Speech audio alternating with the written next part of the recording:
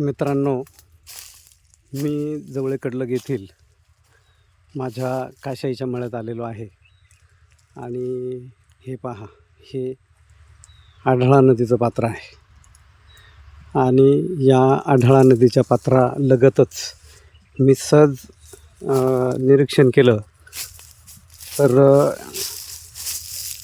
हे पहा, इथे बिबट्यानं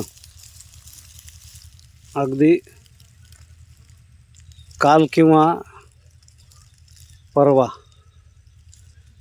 किंवा आज अगदी ताजा कुत्र्याचा फडशा पाडलेला दिसतोय आणि नदीच्या कडेला या झुडपामध्ये हे पहा, इथे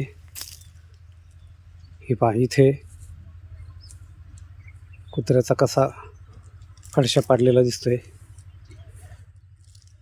याचा अर्थ निश्चितच या ठिकाणी बिबट्याचा वावर आहे आणि केवळ एक दोन नाही तर बरेच बिबटे या परिसरामध्ये आहेत। वन विभागानं याची दखल घ्यावी। धन्यवाद।